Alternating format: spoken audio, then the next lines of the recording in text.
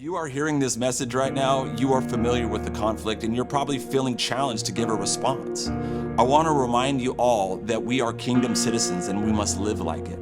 Here's the word from Matthew which says, here's another old saying that deserves a second look. An eye for an eye, a tooth for a tooth. Is that going to get us anywhere? No. Here's what I propose.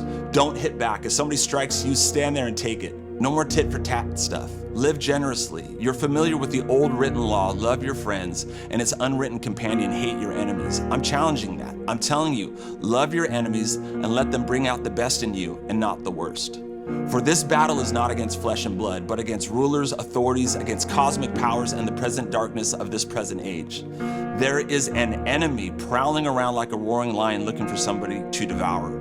We need to resist this enemy, stand firm in our faith, and after we have suffered a little while, let God himself restore, confirm, strengthen, and establish us. The devil is wanting to make us think that the other side is the enemy. He is wanting to use us as ambassadors of division, polarizing the conversation as an us against them. But when the angel of the Lord appeared to Joshua with his sword drawn, Joshua asked, "Are you for us or are you for our adversaries?" To which the commander of the army responded, "Neither." There's only one side here, it's God's side. And we need to align ourselves with his plan, not ours. We need to resist the temptation to give oxygen to the argument by not claiming judgment on anybody without understanding first, which is a process, and by simply sharing our stories and testimonies. The word says, always be ready to give an answer to every man that asks you a reason for the hope that lives inside of you. So here is our ask to you, for all of you, that you would prepare to respond to this trial. Tell your story, who you are and what God has done for you.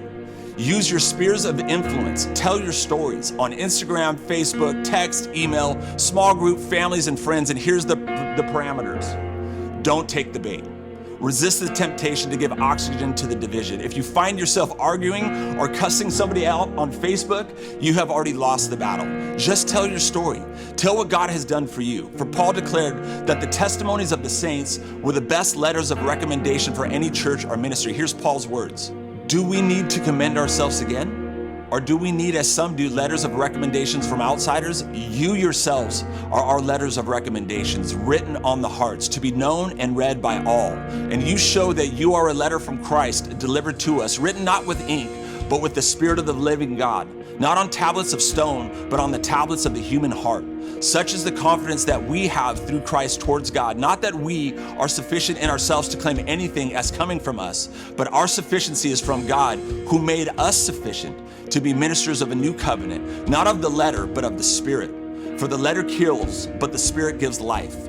So consider these things and give a response. Tag us at InfluencersBaco and hashtag Bakersfield Statement.